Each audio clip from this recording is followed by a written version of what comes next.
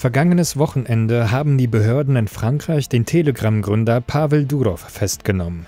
Durov ist russischer und französischer Staatsbürger. Ihm werden zahlreiche Verstöße seines Programms Telegram zum Vorwurf gemacht, so etwa Betrug, Erpressung, Terrororganisation oder dem organisierten Verbrechen eine Plattform zu bieten. Russland hingegen wittert in der Verhaftung einen politischen Hintergrund. Mit Durov solle zeitgleich Telegram zu Fall gebracht werden, eine der letzten Plattformen für alternative Narrative und Informationen in der EU. Ähnlich argumentieren auch Persönlichkeiten wie Edward Snowden oder Tucker Carlson. Durov selbst hat im Interview mit Carlson behauptet, US-Geheimdienstler hätten versucht, einen seiner Techniker zu bestechen, um unbeschränkten Zugriff auf Telegram zu erlangen. Was ist deine Sicht auf Durovs Verhaftung? Welchen Zweck verfolgen die französischen Behörden? Geht es um Geopolitik oder um Kampf gegen Meinungsfreiheit? It could be both. I don't think one should be dismissive of the legitimate concerns on the part of law enforcement around the world about platforms existing that facilitate the commission of a crime. And that there is a need to be able to shut down such channels. I mean, otherwise, society, the rules that hold us together as a society no longer apply. On the other hand, I am somebody who believes that there is an inherent right for free speech, unimpeded by governmental influence and governmental monitoring. Free speech is, after all, not free unless it's totally free. Now, there are limitations of free speech. We know in the United States, famously, you can't stand up in a crowded theater and shout fire. There are limits, libel, slander, things of this nature. But, with Durov, we have a case. I don't know what the mechanisms are within Telegram to cooperate with law enforcement. Here in the United States, social media platforms, including X, which claims to be a free speech platform, extensively cooperate with law enforcement using a variety of mechanisms. And so far, this has enabled them to avoid this kind of prosecution. Do I believe that Durov himself is directly involved in the commission of a crime? Absolutely not. And that's why I think these charges are ludicrous. And also, I think that, again, I'm not a lawyer, but I think it would be incumbent upon the government of France to demonstrate that its sole interest was law enforcement and not intelligence collection. Because now you have a situation where under the color of law, they're seeking to violate the rights of people. And my understanding that France is a member of the European Union. The European Union,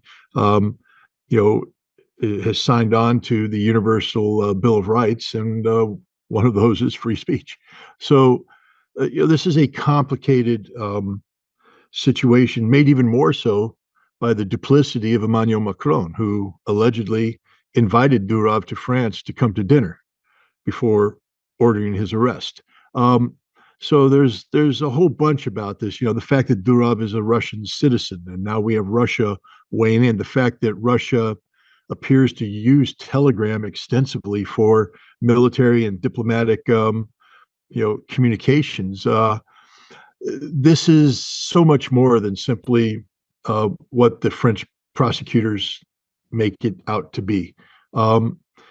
And if there was any justice, Durov would be freed, and this case would be classified as politically tainted because there's overwhelming stench of politicization of the French justice system at this point in time. Auch in den USA befindet sich die Presse- und Meinungsfreiheit in Gefahr. Der Kreuzzug der US-Behörden gegen chinesische Firmen und Plattformen wie Huawei oder TikTok ist bekannt. Jüngst verschärften die Behörden erneut ihren Kurs gegen angebliche Einfallstore für russische Propaganda. Du selbst wurdest vom FBI gestürmt und dein Haus durchsucht. Ebenso ergeht es auch anderen kritischen Journalisten in den USA. Siehst du einen neuen Trend im Umgang der US-Behörden mit Presse- und Meinungsfreiheit? Was sagt das über den Zustand des US-Establishments aus? Und was steht hinter dem Konzept Home of the Free? Well, it's clear that the fundamental ground rock issue of free speech, which defines America, is largely, I mean, America is the land of the free and the home of the brave, but you can't be the land of free if you can't freely express yourself and you don't have access to a free press. The U.S. government has always given lip service to free speech and free press, but has never really tolerated it. The Foreign Agent Registration Act dates back to 1938. We had the Alien and Sedition Act prior to that. We have the Nixon administration with their they had the list of journalists that needed to be silenced. We had the Pentagon Papers and the effort to suppress publication. And on and on and on and on we go. We have the Biden administration openly and directly colluding with social media platforms to suppress certain news stories. We have the FBI working with Ukrainian intelligence to identify and silence online actors here in the United States. The FBI working with Ukrainian intelligence. So it's the FBI who should register as an agent of a foreign government, since they are taking direction from the Ukrainian government. The State Department likewise creates a Center for Countering Disinformation, funds it, organizes it, directs it, and then allows it to publish a blacklist of journalists, including many Americans who are to be treated as information terrorists and given a de facto death sentence, which is linked to the Mirotvorets list, which actually oversees the assassination of people. I'm on that list, and I take that very seriously, especially when I travel abroad. U.S. government should be silencing all of this. I mean, if we are truly defenders of free speech, especially as it applies to Americans, we would never allow the Ukrainians to issue a blacklist. We would never allow Ukrainian intelligence to assassinate or put on a list for assassination American citizens simply for any reason, but especially simply for the crime of exercising their free speech. So what I think is happening here is we have a problem that's been haunting America for some time now, but now is coming to a head because there has been pushback by the courts against government violations of free speech, but it appears now that the system has been so politicized that the courts are considering what one could call the Russian exception, meaning you have free speech except when it comes to Russia. There can be a free press except when it comes to Russia. And the thing, though, is, if people buy into this, and many Americans do, saying, well, no, it's just about Russia. No, it's about free speech. It's about free press. And today it's Russia. Tomorrow it will be China. The next day it will be Iran. Then the next day it'll be Europe. And then the next day it'll be California, then New York, and then the entire United States. And we'll find that the exception is the rule, that free speech no longer exists in the United States of America. This is a fundamental issue, one which all Americans must be willing to fight and die for, because, and when I mean die, literally die. This is a life and death issue if you call yourself an American, because without free speech, we are no longer Americans. We're something else. This is very serious times where political dissent is becoming criminalized, where legitimate, legitimate criticism of government policy is becoming criminalized. And it's not just, me and others. I mean, whether you agree with him or not, Donald Trump has been suppressed. His free speech rights are trampled on over and over again. He is kicked off of platforms, things of that nature. Robert F. Kennedy Jr. has had his free speech rights impeded. If you are Tulsi Gabbard has been put on a Department of Homeland Security, Transportation Security Authority watch list. So as she travels, she's monitored. This is not the America that I grew up in. This is not the America that I volunteered to join the Marine Corps to defend. This is not the America reflective of the values and principles that are enshrined in the Constitution. This is a state that's teetering on, fascism, and it's something that must be opposed. But oppose it constitutionally, because that's the best way to do it. You oppose it by giving voice to your discontent, by publishing these words in a free press, by defending the Constitution that gives you these rights. Sadly, most Americans seem to be satisfied with just sitting back and playing video games and eating unhealthy food and becoming fat on their couches, whatever. But they're just not out there being engaged as citizens nowadays. Am Wochenende gab der unabhängige US-Präsidentschaftskandidat Robert F. Kennedy bekannt, dass er fortan den Republikaner Donald Trump bei seiner Kandidatur unterstützen werde. Kennedy, der Neffe des ehemaligen US-Präsidenten John F. Kennedy, stellte sich damit gegen seine ehemaligen demokratischen Parteikollegen und deren Kandidatin Kamala Harris. Eines seiner Argumente war eben die Meinungsfreiheit. Wie bewertest du den Schritt von Kennedy? Was ändert sich damit in der Ausrichtung der Trump-Kampagne? Was ändert sich für Harris und macht es Trump zu einem geeigneteren Kandidaten als zuvor? I'm going to not weigh in on domestic political discussions with a foreign audience.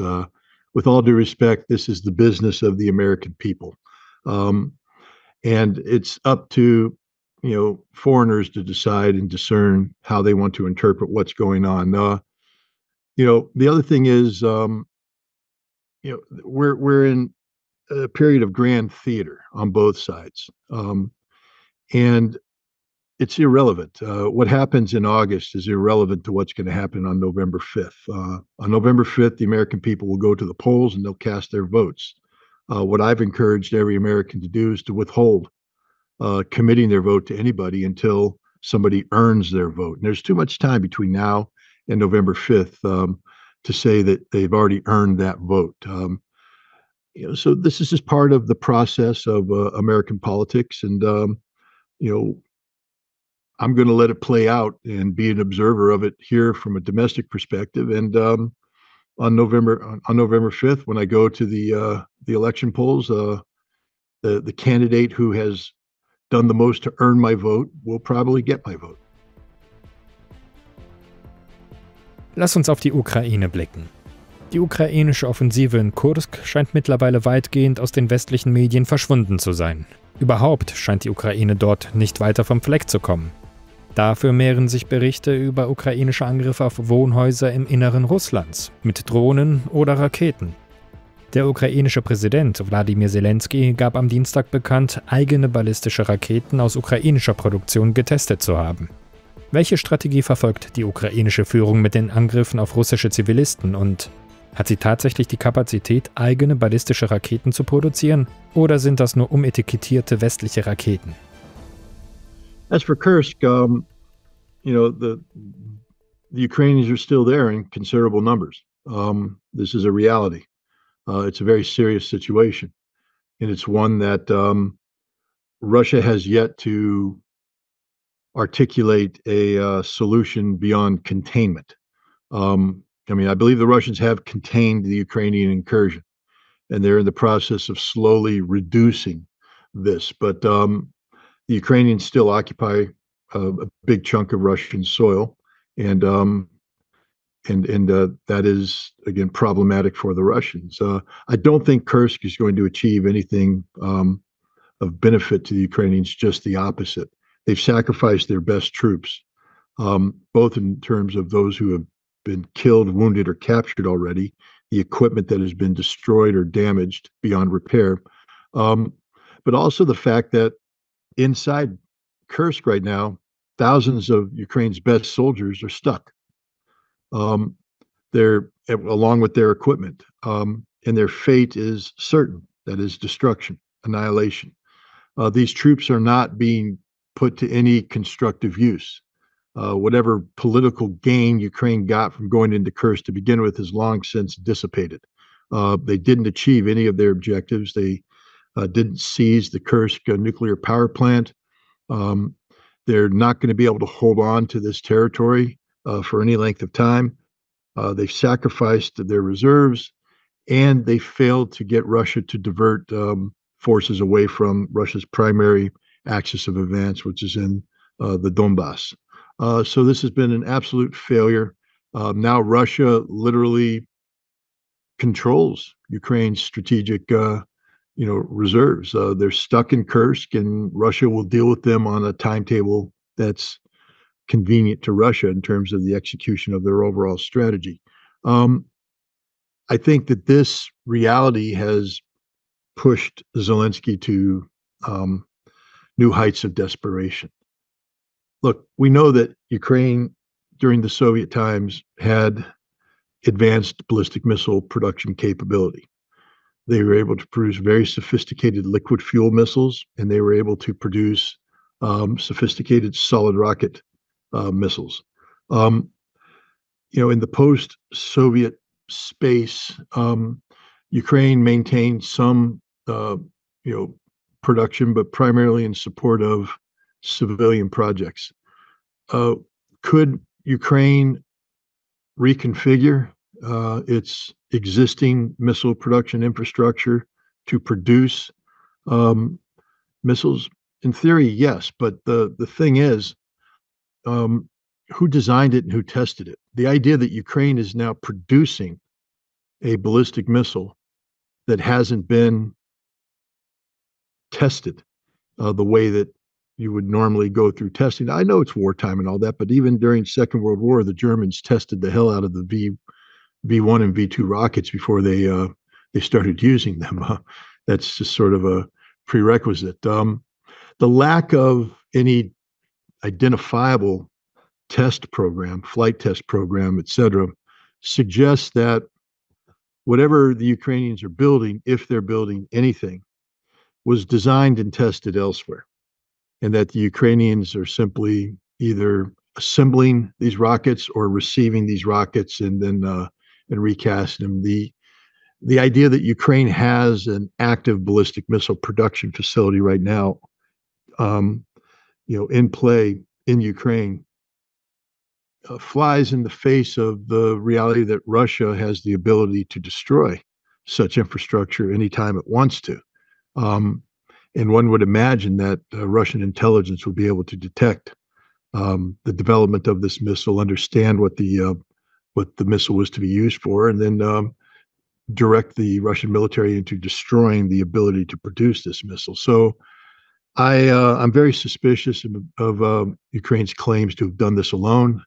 I believe that at the end of the day, when one does a technical assessment of this missile, they'll find that it was designed elsewhere. Germany comes to mind, so does England, so does France, and perhaps produced elsewhere, and simply shipped in and remarketed as a Ukrainian weapon system. Offenbar betreibt die Ukraine ihre Strategie von Terroranschlägen nicht nur in Russland, sondern auch in Afrika. So haben die afrikanischen Staaten Mali, Niger und Burkina Faso die diplomatischen Kontakte abgebrochen und appellieren an den UN-Sicherheitsrat, Maßnahmen gegen Kiew zu ergreifen. Die Ukraine selbst hatte sich Anfang August zunächst dazu bekannt, Al-Qaida-nahe Tuareg-Rebellen im Kampf gegen malische Truppen und Söldner der Gruppe Wagner zu unterstützen. Mittlerweile bestreitet Kiew dies jedoch. Wie ist deine Einschätzung? Unterstützt die Ukraine tatsächlich Al-Qaida und andere Terrororganisationen in Afrika? Wenn ja, wie genau und zu welchem Zweck? Und welche geopolitischen Auswirkungen erzeugt sie damit?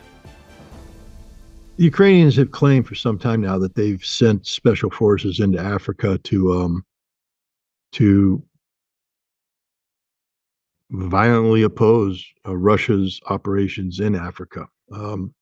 In particular, they claim to be targeting Wagner Group or Wagner's successor, the Africa Corps.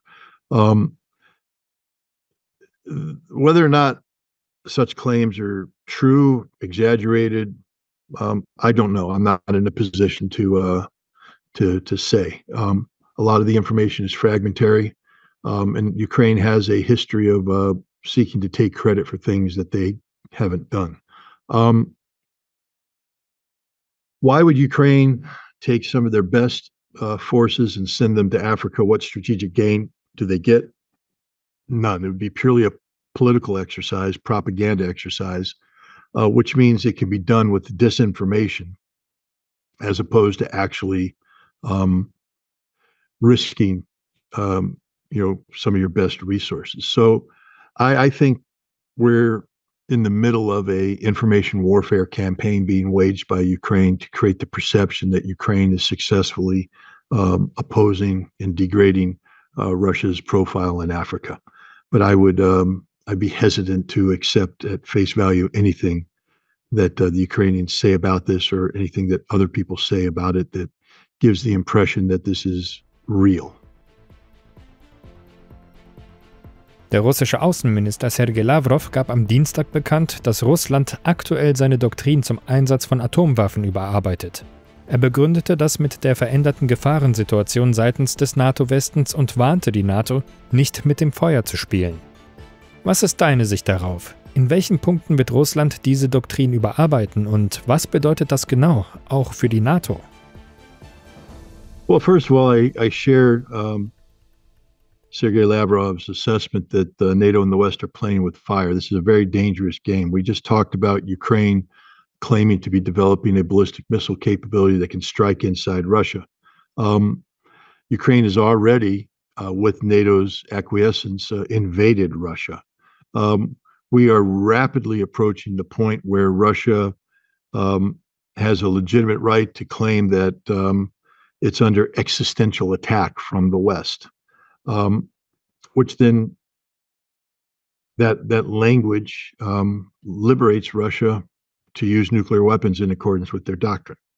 I think the other thing that Lavrov has talked about is the idea that the United States is facilitating the potential of this kind of NATO versus Russia conflict, but believes that any such conflict would be limited to Europe, that the United States itself wouldn't be dragged into such a conflict directly.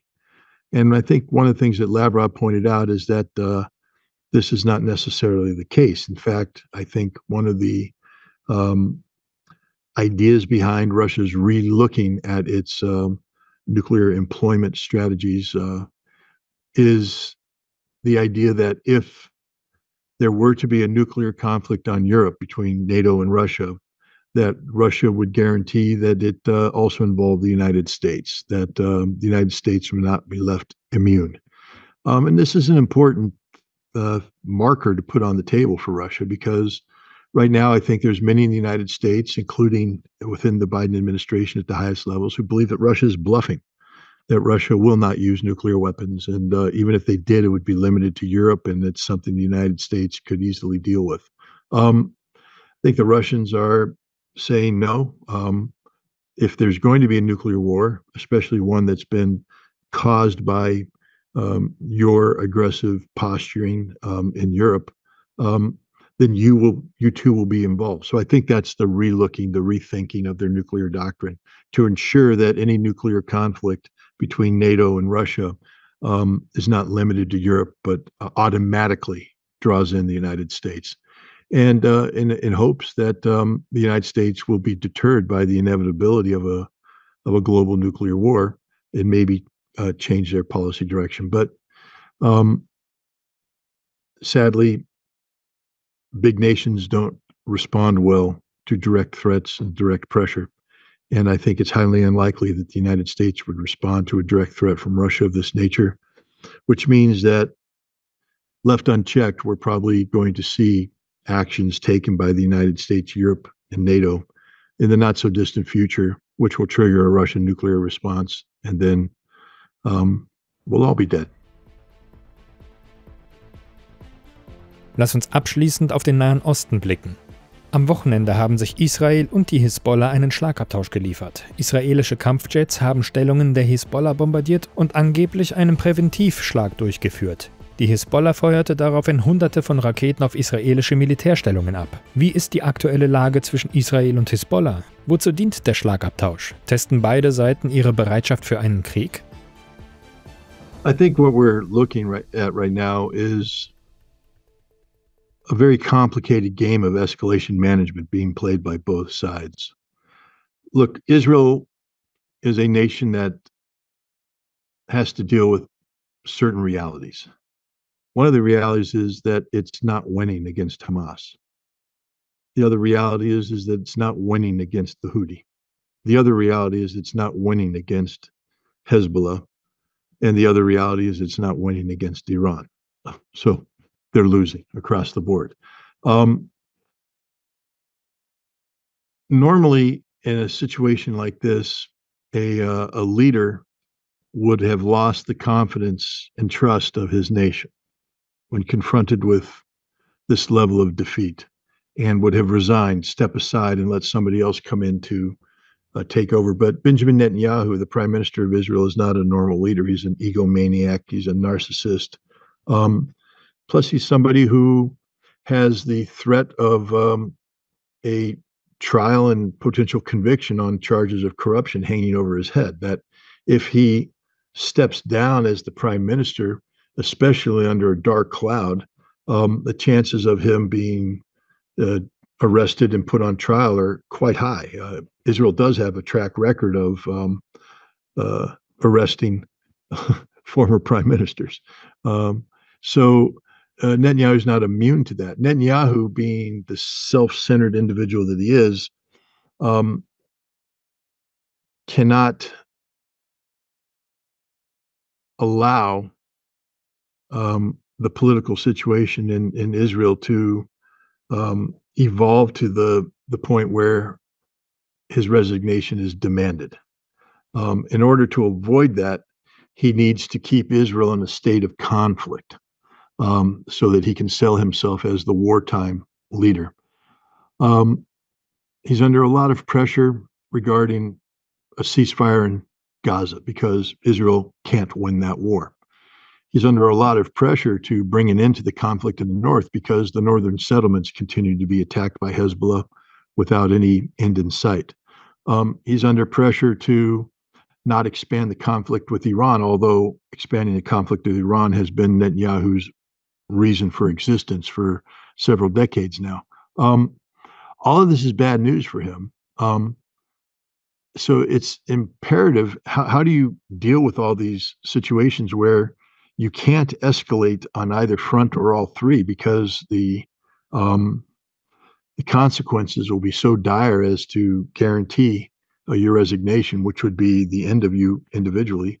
How do you balance that by, not caving in and accepting a ceasefire, but not, precipitously attacking Hezbollah or Iran? You do it through controlled escalation management. And I think what we saw over the weekend was just that. We saw Israel carry out what I call a active grand theater. Over 100 aircraft, F-35s, filmed by the Israelis bombing preemptively sites in Lebanon, but we don't know what those sites were. They're claimed to be bombing sites where Hezbollah is getting ready to make an attack. Hezbollah then responds with a very limited yet targeted attack of its own. Hundreds of Katyusha rockets, very low-tech rockets, being fired to help carve a hole through or a gap into the Israeli ballistic missile defenses, which were then subsequently penetrated by armed drones, which successfully hit their targets, believed to be the headquarters of Unit 8200, the National Security Agency of Israel. The Israelis aren't admitting Hezbollah's success. Hezbollah's not admitting if Israel had any real success. Hezbollah denies it. Israel's just remaining silent. But they both made their points to their respective domestic audiences. Look, Benjamin Netanyahu gets to say, I'm the man who killed a senior Hezbollah official in Beirut. I'm the man who assassinated a senior Hamas official in Tehran. I'm the man. And now Hassan Nasrallah gets to say, yes, we penetrated your missile defense system and we hit the target we want to hit, and we can do much more if this thing escalates.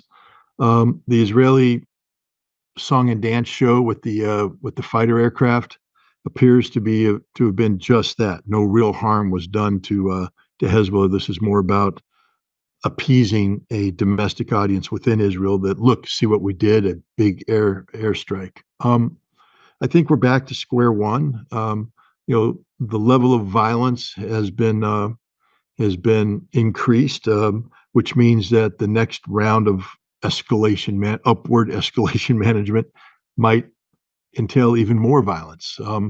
But it appears that both sides are trying to avoid a major escalation. Netanyahu has to tread carefully because of the American political season. He could easily overstep his bounds, prompting the Biden administration to respond in a way that causes the Biden-Harris or the Harris-Walz ticket to collapse. So nobody wants a war at this time. If Israel were to go into a large-scale shooting war with Iran, the global energy markets would collapse, be on the verge of collapse. So the price of oil and gas would go through the roof. There would be global economic catastrophe, and that could engender a lot of bad wishes towards the state of Israel. So I think Benjamin Netanyahu right now is in the business of continuing to buy time. He doesn't know how this is going to end. He doesn't want a ceasefire. He knows that if he accepts a ceasefire and the conflict comes to an end, pressure will be on him to get out of the way and be held accountable for his security failures. The only way he can stay in is to escalate the war, which will lead to disastrous consequences, probably his collapse as a leader, et cetera. And so he has to navigate those troubled waters in between accepting a ceasefire and an outbreak of total war with Iran. And so far, he's been relatively successful in doing this. He's crazy like a fox. We haven't seen a major Iranian retaliation, and we may not see a major Iranian retaliation. Hezbollah is hesitant for bringing out the big guns. So far, they've used, the Katyushkas and drones. It seems that the reality is that all parties understand that a major direct confrontation between Israel and the axis of resistance would be disastrous for all involved. And so all parties appear to be working on this controlled escalation management. It means there still is violence, but the violence is by design limited in scope and scale, and in particular designed to avoid a precipitous escalation that leads to general war.